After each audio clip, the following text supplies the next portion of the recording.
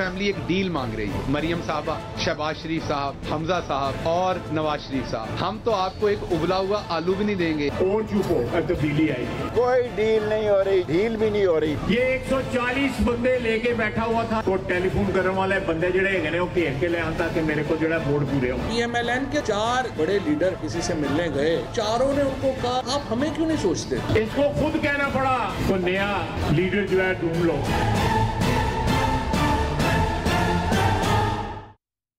अस्सलामुअलैकुम, आप देख रहे हैं पाकिस्तान टुनाइट। मैं हूं सैयद समर अब्बास। मुल्क में एक मरतबा फिर से डील का चर्चा है और यह चर्चा कोई और नहीं बल्कि खुद हुकूमती तर्जुमान यानी वुज़रा कर रहे हैं। और मज़कूरा डील के खद्दोखाल तो इस तरह से बताए जा रहे हैं कि जैसे नून लीग के पर्टिकुलरली जो शरीफ ख़ानदान के कुछ रहनुमा हैं उनकी तरफ से कोई डील ऑफ़र की गई थी कि वो पाकिस्तान छोड़ देंगे, सियासत छोड़ देंगे। शहबाज शरीफ साहब से मुतल्लिक़ पर्टिकुलरली ये कहा जा रहा है, वुज़रा की तरफ से ये तासुर दिया जा रहा है। लेकिन किसके साथ ये डील हो रही थी जो नहीं अब हो रही, ये वुज़रा नहीं बता रहे। हम आज ये प्रोग्राम में जानने की कोशिश करेंगे कि कौन है जो ये डील या ढील देने जा रहा था। अब वो प्रोग्राम कैंसिल हो गया, प्रोग्राम कैंसिल हुआ तो क्यों हुआ, इसकी वजूहात क्या थी। और नाजरीन, जो इस वक्त हमारी मुंतशिर अपोजिशन है उसकी हालत देखकर अब हुकूमती वुज़रा भी ये कह रहे हैं कि किसी किस्म की कोई तहरीक अदम एतमाद जो है अगर वो आती है तो वो बिल्कुल ही बुरी तरह से न सिर्फ नाकाम होगी बल्कि अब अगले 5 साल की बात भी हो रही है। इतने ज़्यादा इस हुकूमत के वुज़रा पुरुमीद हो गए हैं कि वो अगले 5 साल की बात भी कर रहे हैं कि अगले 5 साल भी हमारे हैं। यानी खान साहब अगले 5 साल भी कहीं नहीं जा रहे। तहरीक अदम एतमाद तो दूर की बात है। अब अगर ग्राउंड रियलिटीज़ को देखा जाए तो बलदियाती इंतखाबात के पहले मरहले में खैबर पख्तूनख्वा जो कि पाकिस्तान तहरीक इंसाफ का स्ट्रॉन्ग होल्ड है, वहाँ से तहरीक इंसाफ को नाकामी का सामना करना पड़ता है। 14 में से 11 जो ज़िमनी इंतखाबात हैं वो उसमें हुकूमत को नाकामी का सामना करना पड़ता है। लेकिन इस और महंगाई जो है वो अपने जो है उरूज पर है। तो सब कुछ के बावजूद हुकूमत को क्यों लगता है कि वही ही दोबारा आएंगे और इन्हीं को PTI को ही दोबारा हुकूमत मिलेगी। आखिर ऐसा क्या है। तो नाज़रीन, सानिया मरी की तहकीकाती रिपोर्ट आज सामने आ गई है। अमवात क्यों हुई, ये एक छोटा सा हादसा सानहे में क्यों बदला, कौन लोग जिम्मेदार थे, वो तफसीलात भी आज सामने आ चुकी हैं, आपके साथ शेयर करेंगे। और कोरोना का जो नाज़रीन ओमिक्रॉन वेरिएंट है इसने अब पूरे मुल्क में पंजे गाड़ना शुरू कर दिए हैं। पर्टिकुलरली कराची के अंदर इस वक्त सूरत हाल काफ़ी ज़्यादा ख़राब हो चुकी है, जहाँ केसेस मस्बत आने की शरह 40% तक पहुँच चुकी है। और जो 5वीं लहर है कोरोना की पाकिस्तान के अंदर वो दिन ब दिन तेज़ होती चली जा रही है। आज 4000 से ज़ायद केसेस आए हैं। किस तरह से हमें बचना है इस चौथी लहर से और क्या मुल्क दोबारा से पाबंदियों की जद में जाने वाला है, ये भी डिस्कस होगा आज के प्रोग्राम में। हमें प्रोग्राम में ज्वाइन किया है जनाब अली मोहम्मद खान साहब ने। पाकिस्तान तहरीक इंसाफ के रहनुमा हैं और वज़ीर मुमलिकत बराए पार्लिमानी अमूर हैं। प्रोग्राम में ज्वाइन कर रहे हैं कमर ज़मान कायरा साहब, पाकिस्तान पीपल्स पार्टी के सीनियर रहनुमा हैं। और हमें ज्वाइन कर रहे हैं सेनेटर मुसद्दिक मलिक साहब, पाकिस्तान मुस्लिम लीग नवाज से इनका ताल्लुक़ है, उनके मुस्लिम नून के सीनियर रहनुमा हैं। ज़रा पहले बात कर लेते हैं डील या डील से मुतल्लिक। आज जो वुज़रा की तरफ से तासुर दिया गया नाज़रीन वो ये था कि वो डील होने वाली थी, अब शायद नहीं हो रही। ज़रा सुन लें। इसमें सच्ची बात यह है आपस में इतनी बदएतमादी है कि हर पार्टी सोचती है कि ये ना हो कि मैं आंख झपकूं और दूसरी पार्टी जो है जाके डील कर ले। PMLN के अंदर भी एक बड़ी इंटरेस्टिंग रेस लगी हुई है। 4 जो इनके बड़े लीडर हैं जब ये किसी से मिलने गए तो चारों ने उनको कहा कि देखें जी ये नवाज शरीफ ने तो वाकई मुल्क के साथ बड़ा बुरा किया है, आप हमें क्यों नहीं सोचते। शरीफ फैमिली एक डील मांग रही है। मरियम साहबा, शहबाज शरीफ साहब, हमजा साहब और नवाज शरीफ साहब, इनको जो है वो बाहर रहने दिया जाए, पीछे से शाहिद खाकान अब्बासी साहब पॉलिटिक्स कर लें। आपको जो डील और ढील जितनी की मैसर आनी थी वो आ चुकी। हम तो आपको एक उबला हुआ आलू भी नहीं देंगे, ना छल्ली देंगे, आप तो बर्गर और चिकन पीस मांग रहे हैं। तो ये डील नहीं मिलने वाली। कोई डील नहीं हो रही, छोड़े परे, डील भी नहीं हो रही। पहले शायद डील की बात थी, अब तो डील भी नहीं हो रही। चारों शरीफ माइनस हैं सियासत से। जनाब मुसद्दिक मलिक साहब, ये कौन से 4 लीडरान की बात हो रही है जिन्होंने वुज़रा के बकौल कोई रिलीफ मांगने की कोशिश की थी, और कोई पार्टी इसमें कुछ जांच पड़ताल करेगी? और दूसरा ये बता दें कि जेलें भी आपने काट ली, 3.5 साल की सख्ती आपने बर्दाश्त कर ली, कड़े एहतसाब का सामना भी किया, अब 1.5-2 साल रह गए इस हुकूमत के, अब आप क्यों जाके डील करने लगे? जी मुझे नहीं समझ आ रही आप किस डील की बात कर रहे हैं। अगर आपके पास कोई स्पेसिफिक इत्ला है तो बताइए, तो मैं उसका जवाब दे देता हूं। पिछले 24 घंटे से वुज़रा की तरफ से मुसलसल एक हम सुन रहे हैं कि डील होने जा रही थी, शायद कोई वो नहीं हुई, मांग रहे थे। मैंने कहा जानूं आपसे क्या मामला है।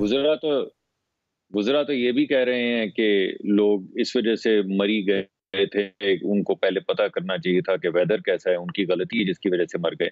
वुज़रा तो ये भी कह रहे हैं कि मुल्क में महंगाई नहीं है, मुल्क में खुशहाली आ रही है। वुज़रा तो ये भी कह रहे हैं कि ये जो बिजली और गैस का जो बहरान है ये 4 साल के बाद भी पिछली हुकूमत का है।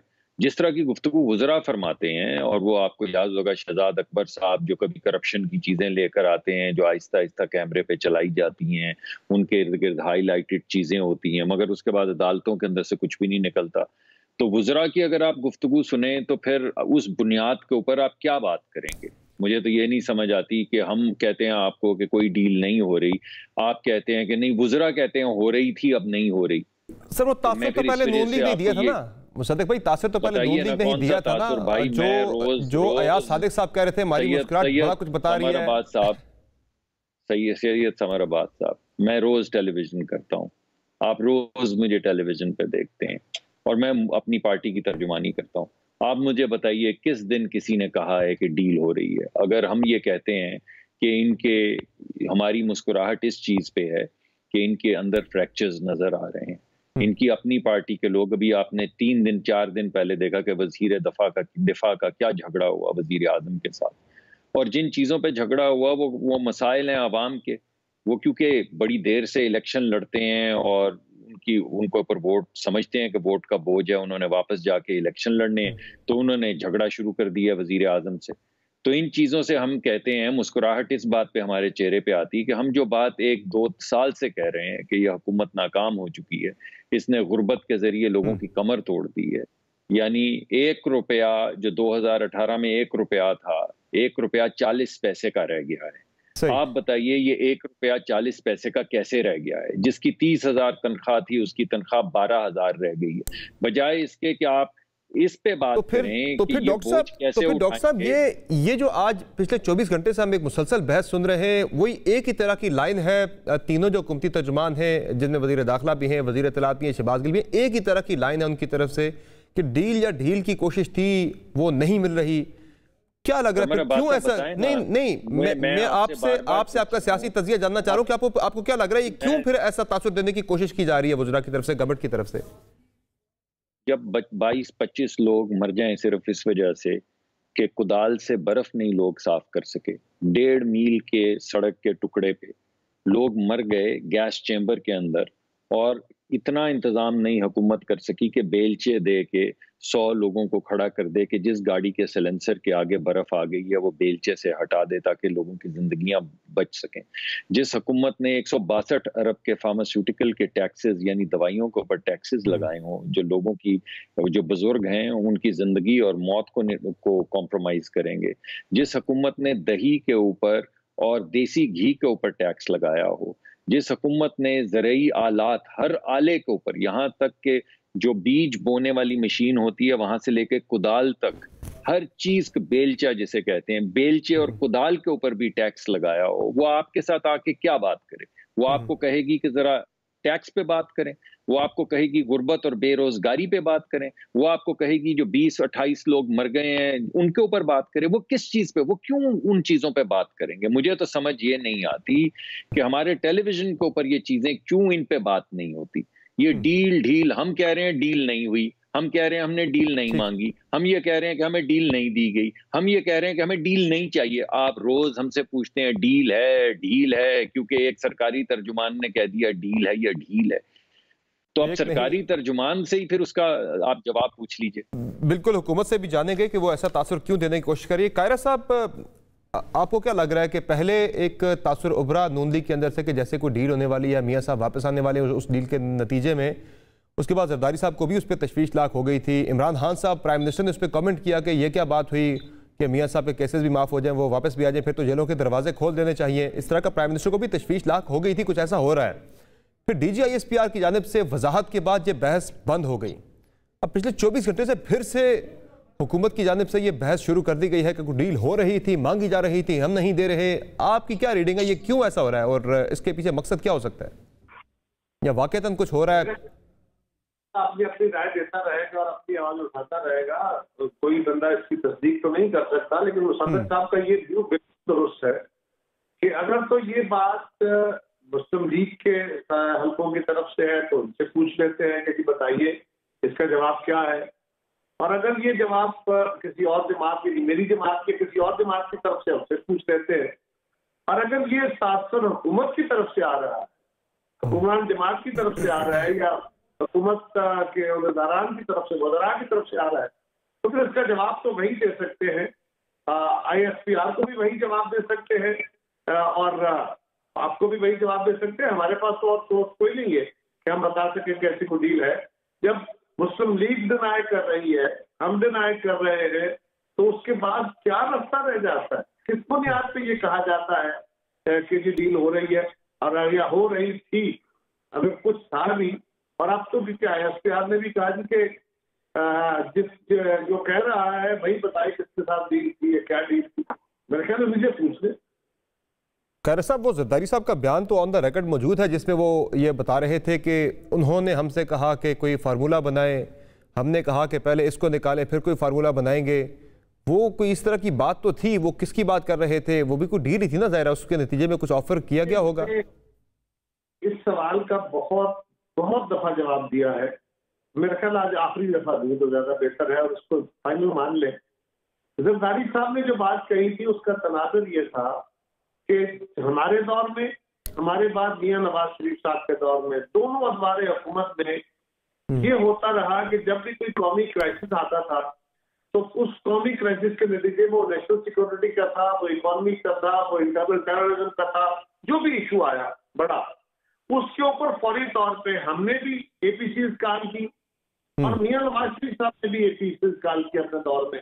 और उन APCs के अंदर जो सारी सियासी जमातें थी वो बैठी, सिक्योरिटी ऑपरेटर्स हमारा था, सिक्योरिटी एजेंसी के इदारे वो बैठे, और बैठ के एक बाहमी मशावरत से और बहस और तमीज के बाद एक यूनानिमस फार्मूला तय किया गया और उस पर अमल दरामद के नतीजे भी निकले। वो सवात ऑपरेशन है, वो वजीरस्तान ऑपरेशन है, वो कश्मीर पॉलिसी है, बहुत सारे इशू। जब से ये हुकूमत आई, इस हुकूमत ने आके ये फैसला कर लिया कि हमने सिर्फ लड़ना है, गाली देना है, बुरा कहना है, ठीक है, और अपोजिशन से हाथ नहीं मिलाना, फला नहीं करना, ये एक तरीका कार इख्तियार कर लिया गया। उसके नतीजे में जब भी कोई क्राइसिस आया, वो कश्मीर का इशू था, वो इंटरनल सिक्योरिटी का इशू था, वो इकोनॉमी का इशू था, जब भी कोई क्राइसिस आया उसके ऊपर हुकूमत से वक्त में लीड लेनी थी, उन्होंने नहीं दी, तो हमारी एजेंसीज ने ये लीड थी और उन्होंने अपोजिशन और हुकूमत को बिठा के इनसे एक मशावरती अमल किया। ठीक है, जो काम उनको एजेंसीज का नहीं है उनको नहीं करना चाहिए, लेकिन जब हुकूमत नहीं करेगी तो वो काम करेंगे। उसके नतीजे में जब एक आखिरी बात यह है कि जब आपके साथ मशावरती अमल में जो लोग बैठ के बात करेंगे, अगर हुकूमत उसको उस तरह रिस्पॉन्ड नहीं करेगी और उसमें क्राइसिस खड़ा होगा, तो आप गिला किससे करेंगे? उसी से करेंगे ना, उसी से कहेंगे कोई बात कहनी है कि जनाब आप तो ये करते हैं, लेकिन असल में सूरत हाल अब ये आपकी काल पे सारी कौमी जमातें इकट्ठी हो गई, लेकिन अब गवर्नमेंट का ये व्यू है, तो ये गिला किससे? जरदारी साहब का बयान तो इस तनाज़ुर में। ठीक है, चले शिकवा जहां भी किया, अब सुना गया है या नहीं सुना गया। अली मोहम्मद खान साहब, ये क्या माजरा है डील का? आज हम सुन रहे मुसलसल पूरा दिन गुजरा की तरफ से एक ही बात पीटी जाती रही कि ना डील होगी ना ढील होगी, हो रही थी नहीं मिलेगी, अब किसी सूरत में भी रगड़ा दिया जाएगा। क्या माजरा है? कौन डील मांग रहा है? किससे डील मांग रहा है? क्या कोई हुकूमत से डील मांगी जा रही है? चूंकि DG ISPR तो वाज़ेह कर चुके हैं कि हमारे साथ किसी किस्म की कोई डील किसी की नहीं हो रही। बहुत शुक्रिया। बिस्मिल्लाहिर्रहमानिर्रहीम, अल्लाहुम्मा सल्लि व सल्लिम व बारिक अला सय्यिदना मुहम्मद। समर साहब, ये तो बड़ी एक कैटेगोरिकल पोजीशन है पिछले 3.5 साल से इस हुकूमत की, जो वज़ीर-ए-आज़म इमरान खान साहब ने ली है कि मैं किसी नेशनल इशू पे तो पोजीशन से बात हम कर सकते हैं, लेकिन करप्शन के इशू पे कोई रिलीफ उनको नहीं मिल सकता और उसमें ना डील हो सकती है और ना डील दी जा सकती है। तो ये तो एक प्रिंसिपल पोजीशन है जिस पे शायद आज हमारे वज़ीर इकराम ने बात की है। मैं तो हल्के में था, मैं तो इस्लामाबाद नहीं था, अभी मैं वापस आ रहा हूँ। जहाँ तक एक और मानी में डील की बात की जाती है, मैं समझता हूँ उसकी तरफ किसी का मेरा नहीं ख्याल इशारा होगा। वैसे भी हमारी जो एस्टैब्लिशमेंट है उनको सियासत से और चीजों से हमें दूर रखना चाहिए। आपस के सियासी मामला हमें डील करने नहीं तो फिर अपोजिशन किससे डील मांग रही थी? अब नून लीग का बार बार जिक्र कर रहे हैं वज़ीर आपके, तो नून लीग किससे डील मांग रही है? फिर वो बता दे, प्राइम मिनिस्टर से मांग रही है कि या किसी और से मांग रही है? किससे मांगी जा रही है? क्योंकि अस्करी जो तर्जुमान है अफवाज के वो तो कर चुके हैं तरदीद कि भाई हमसे ना कोई डील है ना कोई हो रही है। जी मैं वही आपको बात कर रहा हूँ कि पहले दिन से हमने ये बात की है कि हुकूमती सतह पे कोई डील हम इनको नहीं दे सकते, न देंगे। और मुख्तलिफ मांग रहे हैं क्या? कोई मांग रहा है? कोई डील मांग रहा है? जी मैं अर्ज कर रहा हूँ, अगर आप थोड़ा सा सब्र से काम करें तो आपको जवाब मिल जाएगा। इतनी जल्दी में वैसे भी डील नहीं मिलती। तो ये जो हम, आपको याद होगा स्टैटस के मामलात पे जब हमारी पार्लियामेंट्री कमेटी बनी थी तो उसमें अपनी तरफ से ये नैब लॉ की रिफॉर्म लेके आगे हम स्टैटस की बात करें, ये नैब लॉ की बात करें, हम जो है स्टैटस के ग्रे लिस्ट से पाकिस्तान को निकालने की बात करें, ये उसमें जो है कोई इनकी रिकमेंडेशन ऐसी नहीं थी जिसमें करप्शन के केसेस में प्रोसिक्यूशन को तगड़ा करने की बात हो, बस रिलीज है और स्पेस किस तरह लेनी है उस तरह की चीजें। अली मुल्क साहब माजरत खाऊं, आपकी आवाज़ थोड़ी सी ज़रा कट के आ रही है, ज़्यादा क्लैरिटी उसमें नहीं है। मैं चाहता हूँ एक ब्रेक ले लेते हैं, ब्रेक से वापस आते हैं, दोबारा से आपको कॉल मिलाएंगे ताकि ज़्यादा क्लियर आपकी आवाज़ को हम सुन सकें, हमारे दीगर मेहमान भी सुन सकें। ब्रेक लेते हैं नज़ीर, ब्रेक से वापस आएंगे, डिस्कशन जारी रहेगी, हमारे साथ रहेगा।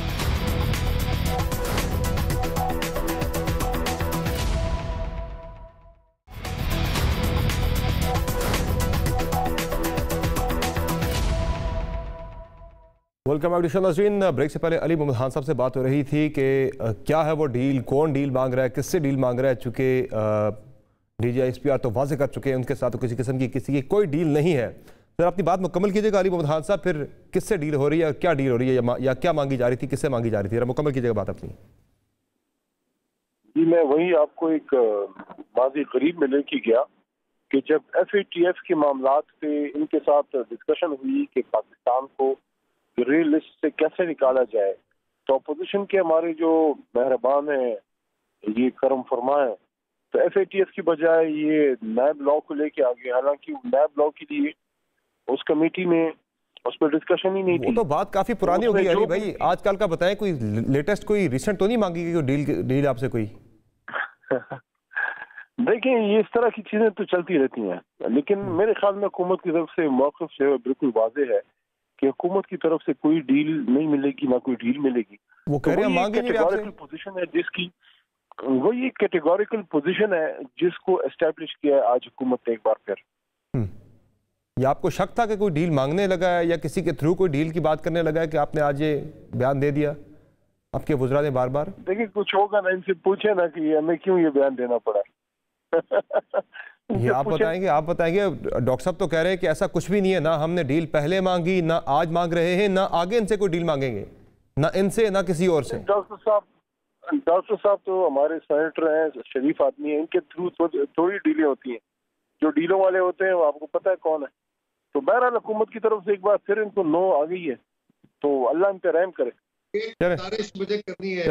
डॉक्टर साहब कोई डील ना मांगिएगा, वो अली मोहम्मद खान साहब कह रहे हैं कोई डील नहीं देंगे। देखिए बात ये है कि बात ये है, वो ये कह रहे हैं कि आपने डील नहीं मांगी, लेकिन अगर मांगेंगे तो हम नहीं देंगे। बिल्कुल, आपने डील नहीं मांगी लेकिन अगर मांगेंगे तो हम नहीं देंगे। आज 3 वजीर जो है उन्होंने ये स्टेटमेंट दी है।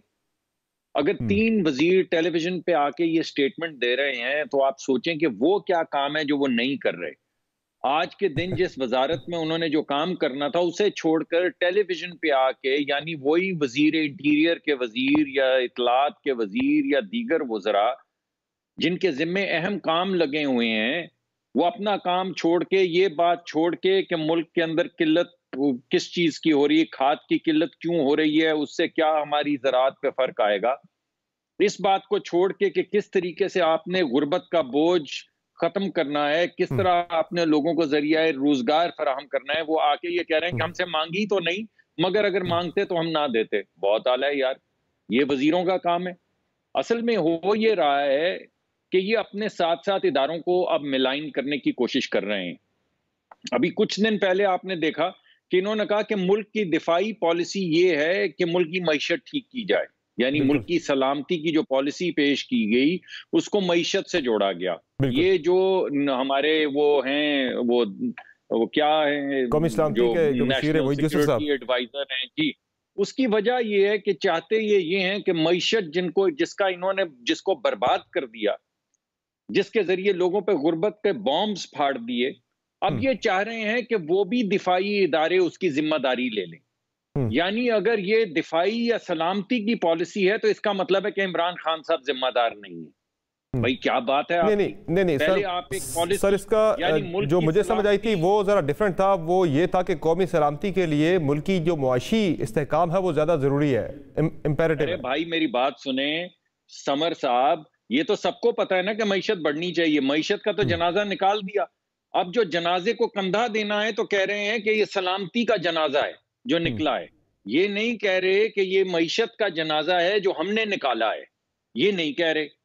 ये कह रहे हैं कि नहीं ये असल में मुल्क की सलामती थी जिसका जनाजा निकला है। तो लेकिन डॉक्टर साहब वो ये कह रहे थे, वो खान साहब, इमरान खान साहब ये कह रहे थे, उन्होंने ये बताया है उस अपने जहां उन्होंने अनवील की ये पॉलिसी, वहां खान साहब ने ये कहा, IMF का उन्होंने बतौर खास जिक्र किया कि हम गए हैं IMF में, उनकी सख्त शराइत हमने मानी है, ये इससे हमारी कौमी सलामती कॉम्प्रोमाइज हुई है, लेकिन हम क्या करते हैं कि हमें इतनी खराब मईशत दी गई, इतना बेड़ा गर्क करके दी गई, हमें करना पड़ा, मजबूरी में कॉम्प्रोमाइज करनी पड़ी हमें कौमी सलामती।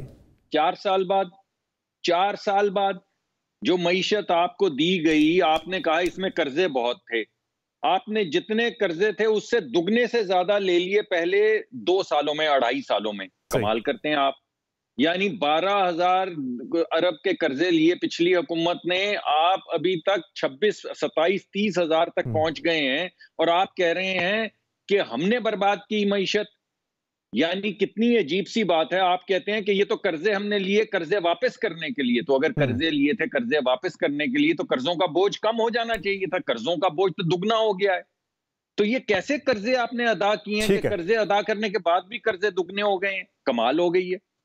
आप मुझे ये बताएं, मैं आपको जो नुक्ता आपके सामने पेश करना चाह रहा हूं वो ये है कि चाहे डील का तासुर हो, चाहे ढील का तासुर हो, चाहे नई डेफिनेशन हो मुल्क की सलामती की, चाह ये रहे हैं कि जो सियासी नाकामियां हुई, जैसे मैंने आपको लोगों की अमवात का जिक्र किया, खाद का जिक्र किया, गैस का जिक्र किया, बिजली का जिक्र किया, दवाइयों का जिक्र किया, मईशत का अब मैं जिक्र कर रहा हूं, तो ये कह रहे हैं कि ये भी जिम्मेदारी हमारी नहीं है। जब ये ढील और ढील कहते हैं तो बुनियादी तौर पे ये तरीके से इशारा कर रहे होते हैं इस सलामती के इदारों पे।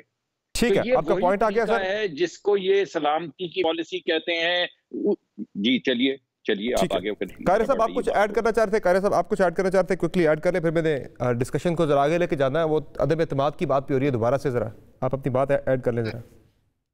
ये जो एक तासर है ना, डील के 2 हिस्से होते हैं, एक डील मांगने वाला हो सकता है, देने वाला हो सकता है। हुकूमत कह रही है कि हम डील नहीं देंगे, अपोजिशन कह रही है कि हम कोई डील मांग नहीं रहे। सिक्योरिटी एजेंसीज ने कहा बार बार, दूसरी तीसरी दफा कहा है कि जी हम किसी डील का कोई हिस्सा नहीं है, हमारा ये काम नहीं है।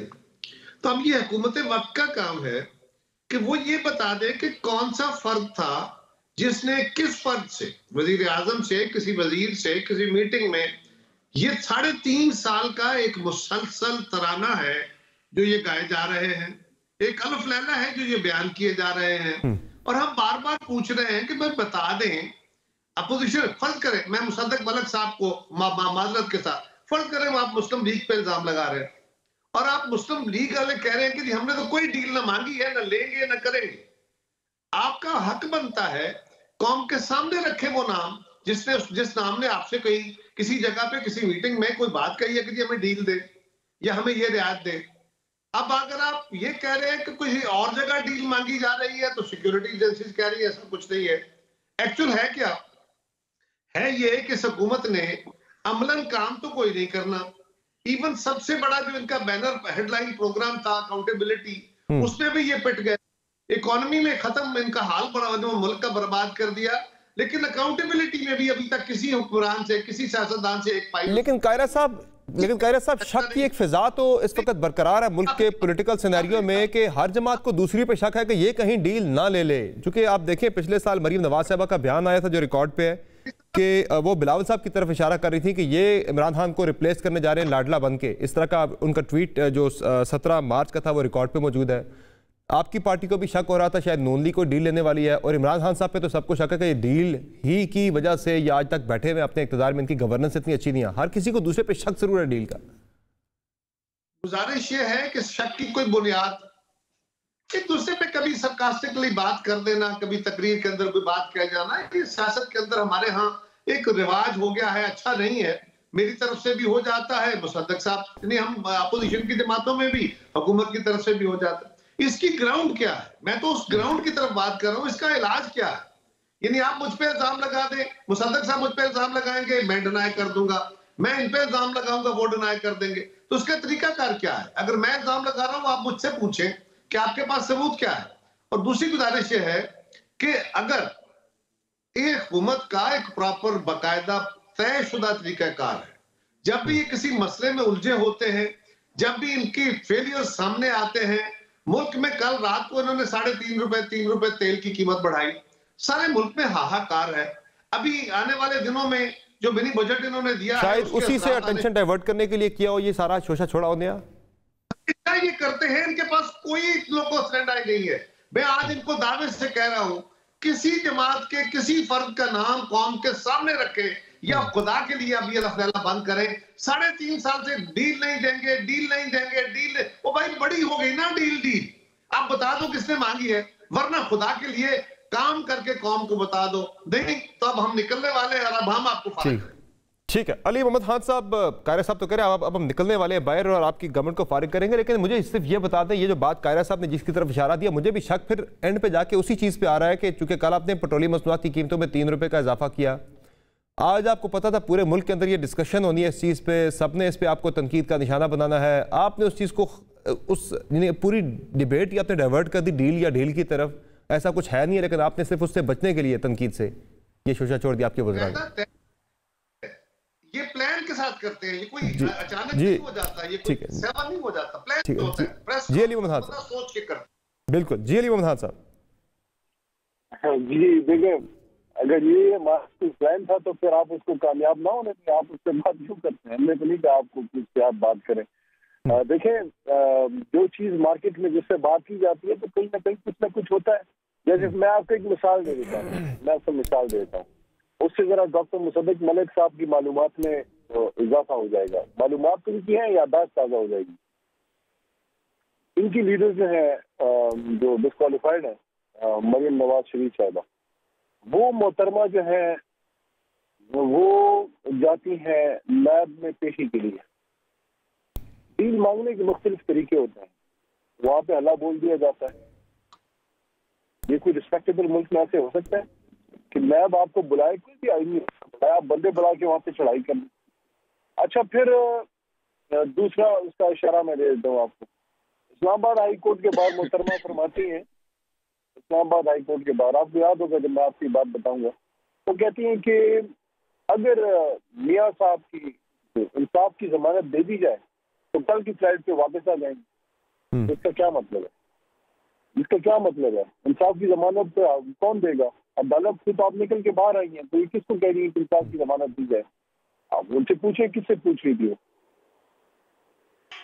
लेकिन अली वहान साहब कोई कहीं ना कहीं फिर डील फिर आपकी गवर्नमेंट की है कि मैं ज़रा दो आपको बयानात सुनाऊंगा अपने नाजरीन को भी, कि एक तो आज अदम एतमाद के हवाले से बात हो रही थी, शेख रशीद साहब बात कर रहे थे बड़े कॉन्फिडेंस के साथ कि ले आए, कभी कामयाब नहीं होगी बल्कि अपोजिशन के बंदे उल्टा कम होने, ये भी आपको सुना देते। फिर अगले 5 साल का दावा भी आपकी गवर्नमेंट कर रही है। ज़रा पहले शेख साहब को सुनाई जी। इन हाउस तब्दीली के ख्वाब देख रहे हैं अंधी वेल मछलियों की तरह। 12-13 मेंबर कम हुए हैं। अगर इनको शौक है अदम एतमाद लाने का तो ये 26 कम हो गए अदम एतमाद वाले दिन अपोजिशन के। कल शहबाज साहब ने कहा जनाब के इमरान खान के लिए मैं डरावना ख्वाब हूँ। नहीं, आप इमरान खान के लिए सुहाना ख्वाब है। न 3.5 साल हम आपका कुछ बिगाड़ सके गुड्डी, न आप हमारा कुछ बिगाड़ सके। अब नाजरीन, एतमाद का आलम यह है कि ना सिर्फ किसी किस्म की तहरीक अदम एतमाद की आने की सूरत में गवर्नमेंट इतनी कॉन्फिडेंट है कि वो नाकाम होगी, बल्कि अगले 5 साल की भी गवर्नमेंट बात करिए। फवाद चौधरी साहब कह रहे अगले 5 साल भी हमारे खान साहब कहीं नहीं जा रहे। जरा ये भी सुन लें। 1100 सीटों के ऊपर इलेक्शन है अगले इलेक्शन में। पीटीआई के अलावा कोई और पार्टी इस पोजीशन में ही नहीं है कि इतनी बड़ी तादाद में लोग खड़े कर सके। इलेक्शन आने दें, मैदान भी होगा और घोड़ा भी होगा, और हम आपको दिखाएंगे कि इलेक्शन लड़ते कैसे हैं। ये टेन्योर जो है 2023 तक तो हम है ही हैं, अगले 5 साल भी हम कहीं नहीं जा रहे। ना सिर्फ तहरीक अदम एतमाद नाकाम होगी, अपोजिशन के बंदे 26 शॉट हो जाएंगे, बल्कि अगले 5 साल भी इमरान खान ही हुक्मरानी करेंगे। अली खान साहब, मईशत की हालत सबके सामने है। एक आम आदमी के मईशत का बेड़ा गर्क हो गया है, महंगाई अपने अरूज पर है। बलदियाती इंतखाबात खैबर पख्तूनख्वा आपके अपने जो मजबूत कल आपका, वहाँ पे आप पहला मरहला बुरी तरह से हार गए। फिर ज़िमनी इंतखाबात 14 में से 11 आप हारे गालिबन, या उससे ज़्यादा। फिर किस बात की वजह से इतना कॉन्फिडेंस है? फिर कहीं ना कहीं सेटिंग आपकी भी है जिसकी बुनियाद पर आप इतने बड़े दावे कर रहे हैं।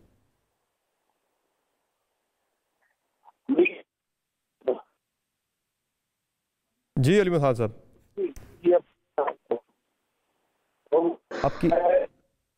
आपकी आवाज़ कट रही है। अली खान साहब, अपनी जरा, आपकी आवाज़ कट रही है। मैं दोबारा आपकी तरफ आता हूँ। कायरा साहब, ये जो दावा है इतना बड़ा कि अदम एतमाद ले आए, इस मरतबा आपके 26 बंदे शॉर्ट हो जाएंगे अपने ही, ये क्या माजरा है? इतनी अपोजिशन जो है वो कमज़ोर है कि अदम एतमाद का दावा आपको हुकूमत दे रही है, चैलेंज दे रही है कि लेके आए ज़रा। खान साहब भी पिछले हफ्ते कह चुके हैं कि लाएं तहरीक अदम एतमाद, बिस्मिल्लाह करें। तहरीक अदम एतमाद हम तो बहुत अरसे से चाह रहे थे, और मेरे ख्याल में सारी जमातें अपोजिशन की इस बात पर मुत्तफिक हो रही हैं। इस पे इख्तलाफ राय था कि ये कब होनी चाहिए, इसका टाइमिंग क्या होना चाहिए। बाकी जो बयानबाजी होती है ना जी कि नहीं होगा, इतने बंदे कम हो जाएंगे, तो ये बयानबाजी चलती रहती है। हुकूमत के भी लोग कम थे, फिर शेख साहब वो भी बता देते कि वो लोग क्यों कम हो गए थे। हुकूमत के लोग क्या हम ले गए थे उठा के उनको? तो अगर लेजिस्लेशन में अपोजिशन के मेंबर कम हुए तो हुकूमत के भी कम हुए। अर्ज ये है कि इस तरह की बयानबाजी फवाद चौधरी साहब अगर नहीं करेंगे, उनको चाहिए कि वो अगले इंतखाब को छोड़े। वो खैबर पख्तूनख्वा में जो बाय इलेक्शन का पहला फेज हुआ है उसके हालात तो देख लें। अभी उसके सेकंड फेज में उनको और चांद नजर आ जाएंगे, तारे नजर आएंगे। और उसके बाद अगर पंजाब का इलेक्शन कराने की इनको तौफीक और हिम्मत हुई तो इनको समझ आ जाएगी कि सूरत हाल है क्या।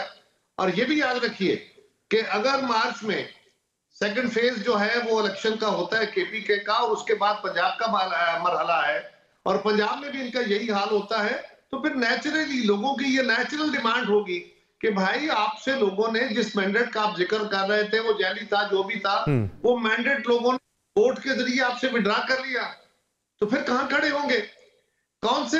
हाँ, तो अब ये एक बात जरूर है कि फवाद चौधरी साहब का ख्वाब है कि उन्होंने सारा कुछ बुलडोज करते हुए ये जो ईवीएम का और ओवरसीज पाकिस्तानी को जिस तरीके से वोट देने का ये ख्याल कर रहे हैं, ये बेसिकली डाटा माइनिंग के जरिए, डाटा मैनेजमेंट के जरिए, ये मेरी इतला ये है कि कोई गैर मुल्की कंपनियां हायर हो रही हैं और उनको जो बेनजीर इनकम सपोर्ट प्रोग्राम का डाटा या एहसास प्रोग्राम जिसको आजकल कह रहे हैं ये, और जो हमारा नादरा का डाटा है, ये डाटा उनके हवाले करेंगे।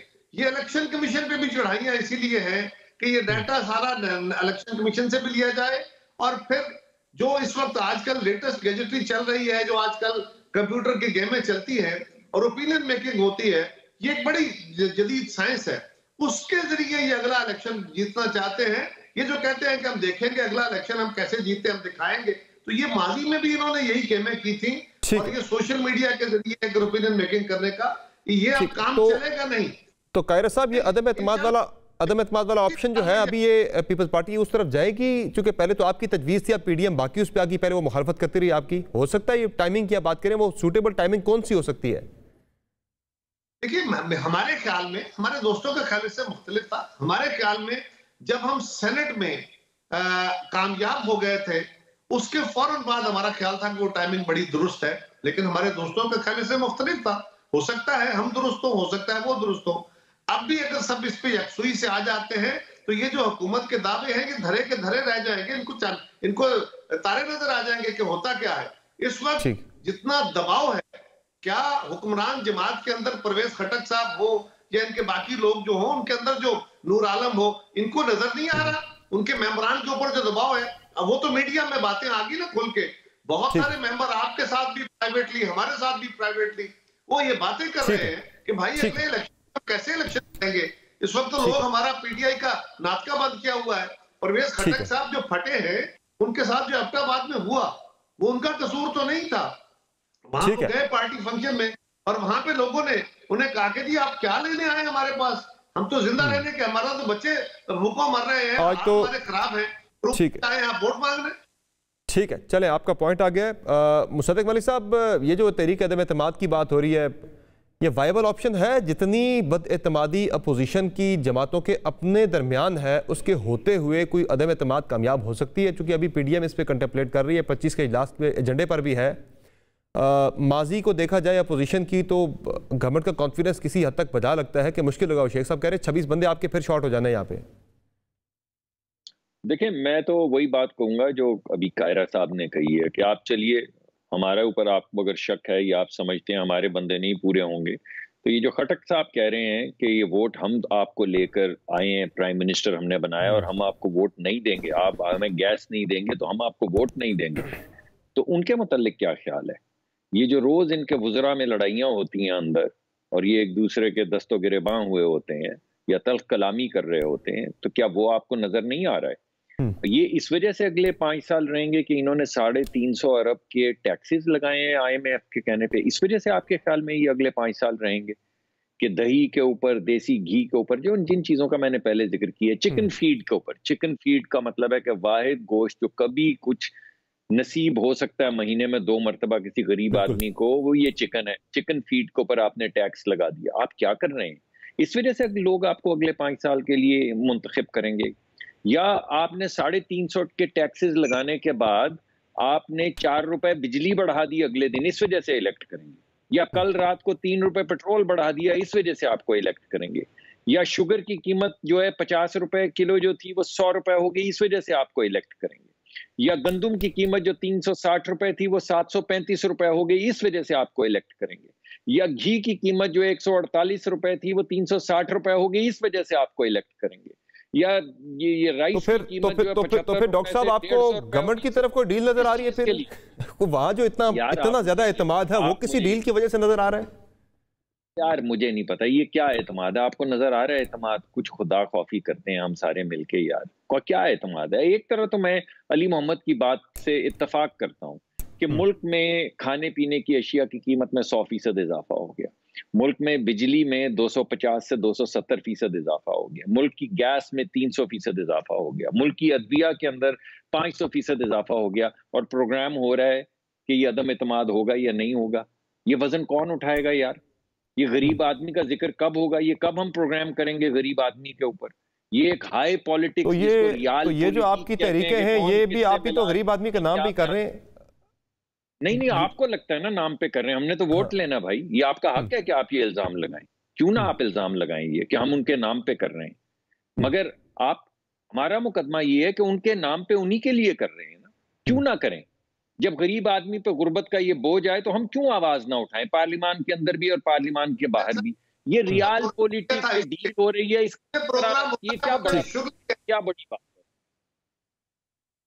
जी? कायरा साहब कुछ कहना चाह रहे हैं? नहीं, मैं I'm sorry आप बात कर रहे थे, मैंने कहा आप बिल्कुल ठीक कह रहे हैं। ये जो प्रोग्राम आज हो रहे हैं ये उस शुगली पे है जिसका कोई वजूद नहीं है, और जो असल में अजाब गिरा है, बम गिरा है, उसके ऊपर मीडिया प्रोग्राम नहीं कर रहा। आज यही गवर्नमेंट की कामयाब हिकमत अमली है। वो उसी पे तो क्लैरिटी आज इस पे नहीं देखिए, कल पेट्रोल अगर गिरा है, पेट्रोल का बॉम्ब गिरा है, तो मुझे बताइए ये टैक्स बढ़ाए गए हैं, ये बैनुल अक़वामी सतह की वजह से तो नहीं बढ़ाया ना, ये लेवी बढ़ा रहे हैं।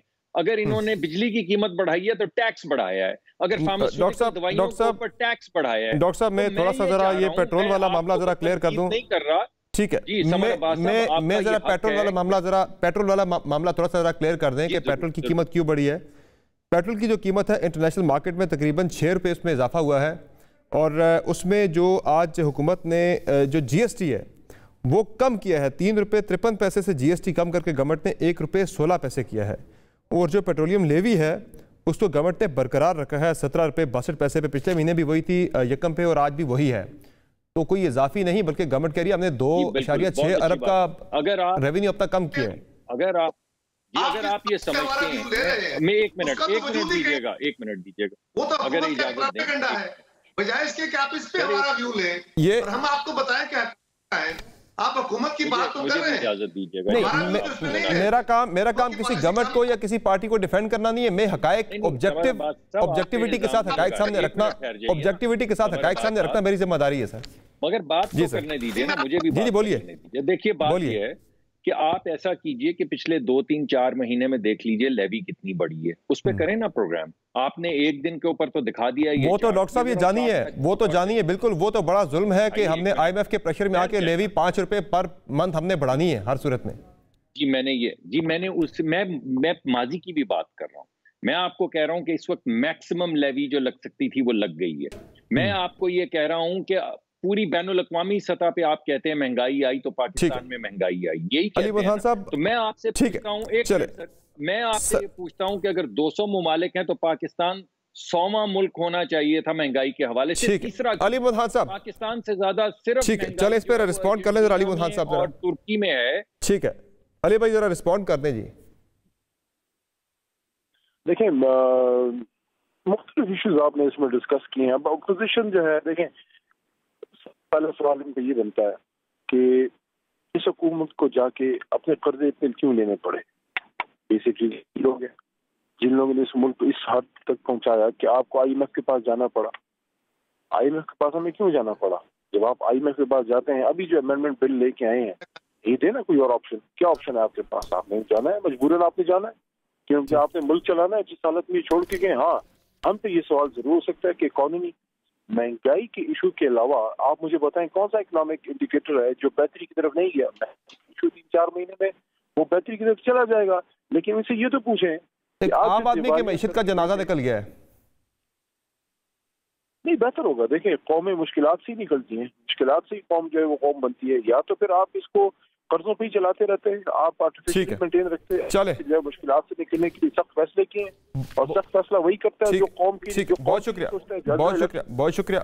आप तमाम मेहमानों का आपने प्रोग्राम में कीमती वक्त दिया। नाज़रीन एक क्विक ब्रेक लेंगे। ब्रेक पे जाने से पहले मैं क्विकली आपको अनाउंस करता चलूँ, जो सानिया मरी की इंक्वायरी रिपोर्ट सामने आई है उसमें यह बताया गया कि इंतजामिया की गफलत से सानिया मरी पेश आया और 7 और 8 को बर्फ़ हटाने वाली मशीनरी एक जगह खड़ी रही। महकमा मौसमियात की वार्निंग को मुसलसल नज़रअंदाज किया गया और सियाहों को 7 और 8 जनवरी की रात को खौफनाक तजर्बे का सामना करना पड़ा। ब्रेक लेते हैं, ब्रेक से वापस आएंगे, जरा कोरोना की बात करेंगे। हमारे साथ रहिए।